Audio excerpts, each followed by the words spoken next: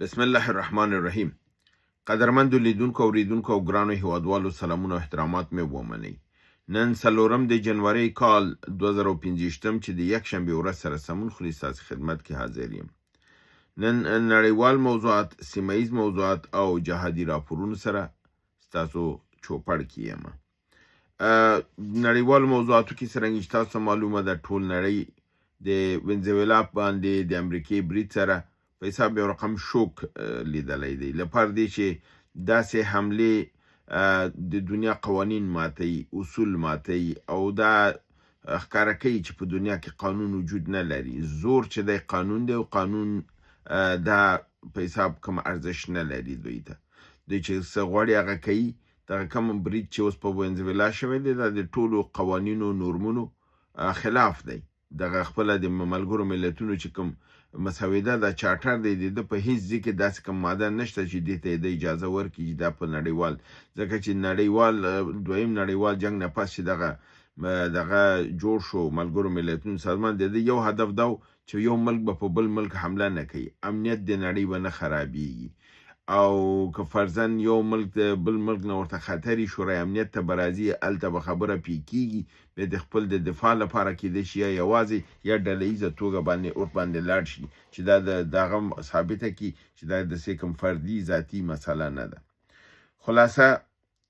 په وینزویلا باندې برید وشو. په وینزویلا باندې پرون هم ما په عاجله توګه باندې یو ویلاګ کړی او ستاسو دوستانو سره مې شریک کړی چې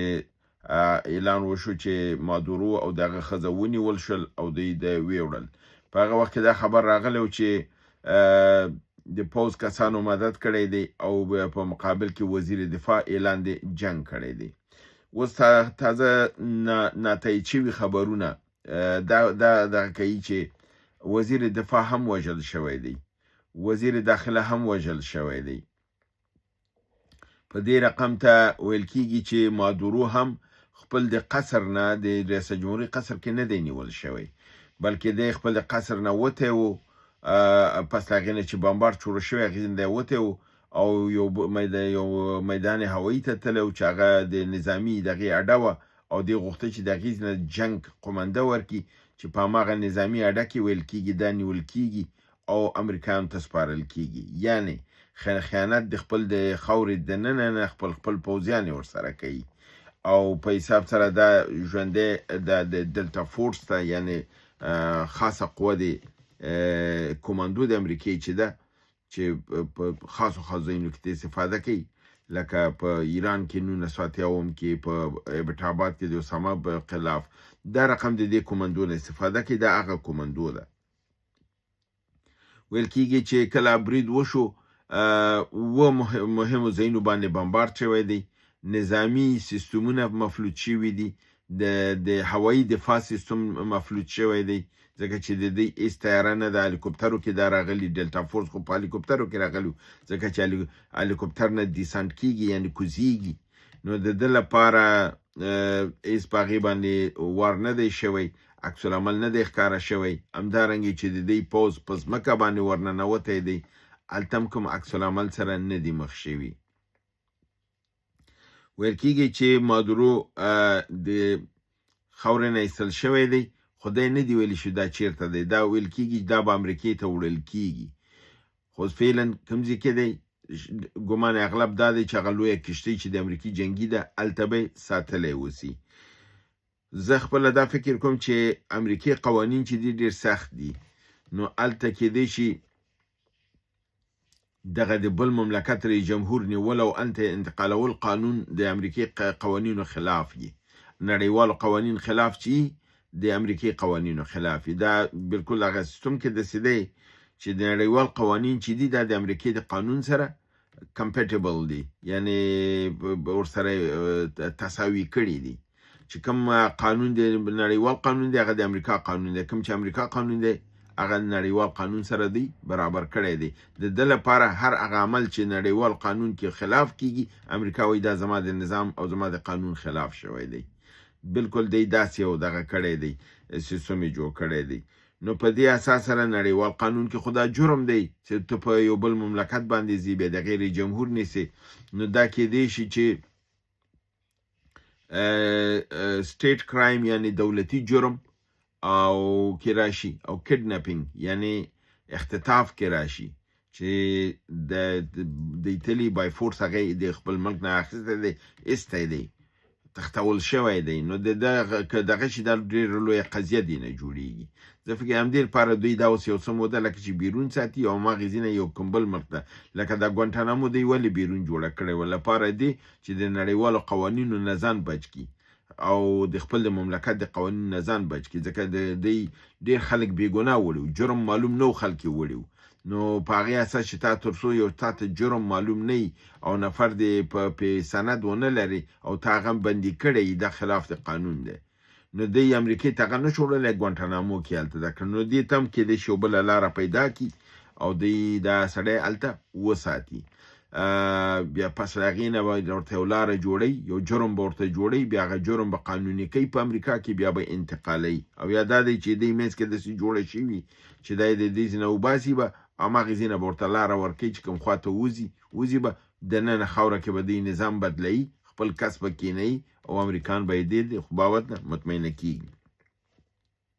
ځکه چې د مقاومت اعلان صرف وزیر دفاع کړو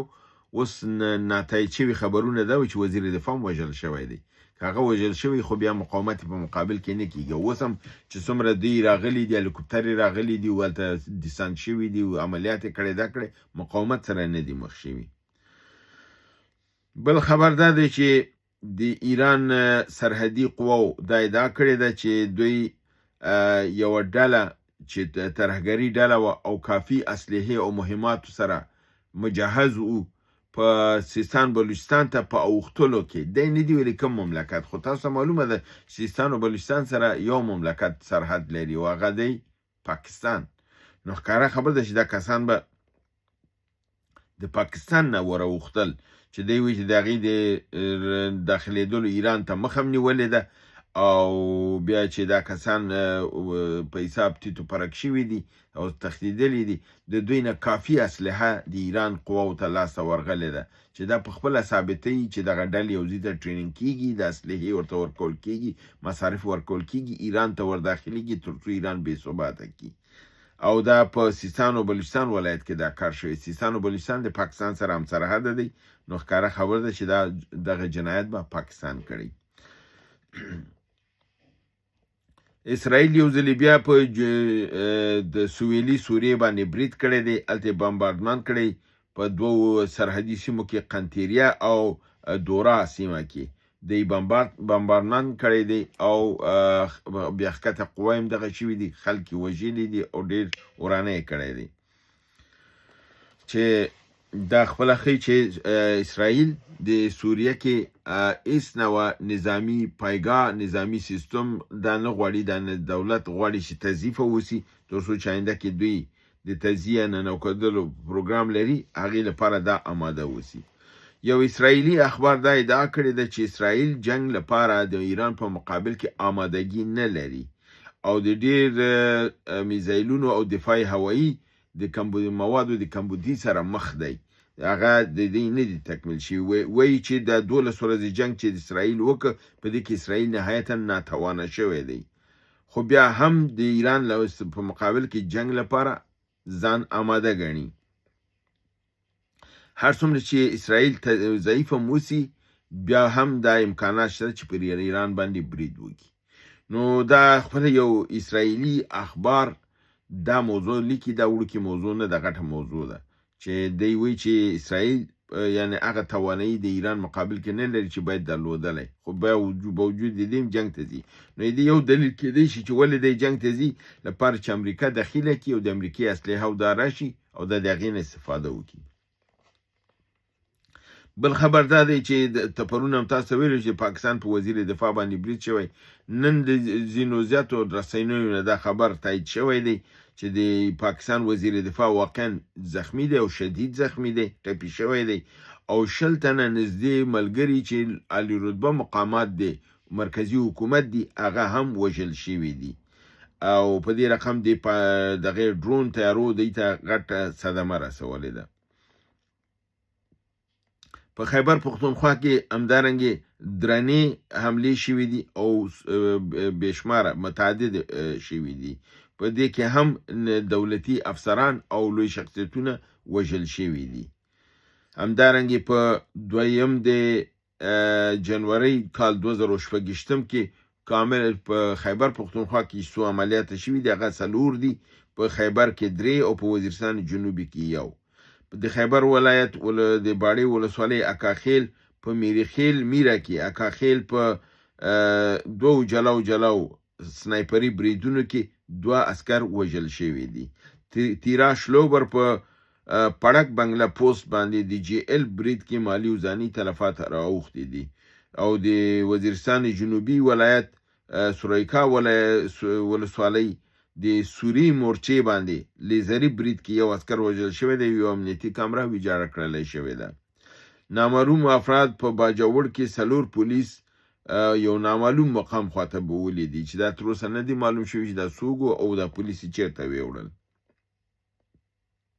همدارنګې په میدان وردګ کې راپرځول شوې ډرون طیاره چې MQ-9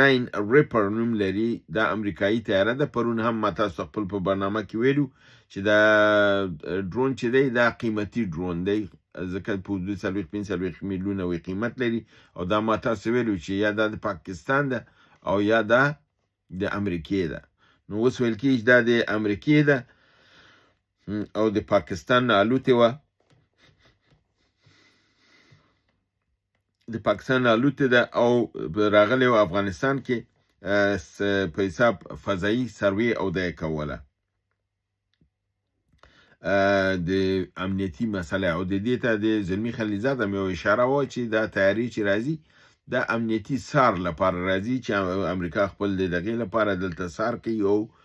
راپور او عکسونه اخلي او بیرته ځي. نو دا د پاکستان نه راغلی وه او دا د پاکستانیانو یو بل خبر هم نشر شوی وه چې هغې کې دوی دا ویلو چې دا زمونږ تیاره نه وه، دا د هندوستان تیاره ده، خو دا د څه لپاره راغلی وه، دلته هندوستان کومه بله لوبه لري او پاکستان بدناموي. خو هغه خبر په دې صحیح نه ده چې هندوستان چې دلته کوم کار کوي د افغانستان اسلامي امارت سره په شریکه کې او اسلامي امارت د هغې په کارونو خبري، نو د هغې ډرون نشي کېدلی. دا یو کاملا غلطه خبر ده. باجوړ ولایت برنګ کوهي سیمه کې مجاهدینو پر یو پوستي برید کړی، 2 تنه پولیس ټپیان شوي دي او یو د امن کمیټې غړی وژل شوی دی. ټانک ولایت ګومل ولسوالۍ غازیلی سیمه کې یو پوستې باندې د جی ال یعنی ګرینیټ لانچر برید شوی دی چې ځاني تلفات یې ور اړولي دي. دا زموږ د نن ورځې نړیوال خبرونه او تبصرې او په همدې حال د جهادي راپورونه ستاسو حضور ته وړاندې شول. تر بل برنامې چې ستاسو حضور ته حاضرېږم چې هغه بعدي برنامه د ستاسو د پوښتنو او انتقاداتو پیشنهاداتو ده، هغه هم مه هېروئ. او په عین حال کې دوستانو تاسو نورو چینلونو ته ځئ، زما برنامه ابدیز نه اخیستل کېږي، هلته اچول کېږي، دلته یې ګورئ، دلته یې نه ګورئ. په یو بل چینل جوړ شوی دی په نامه د کابل ټایم،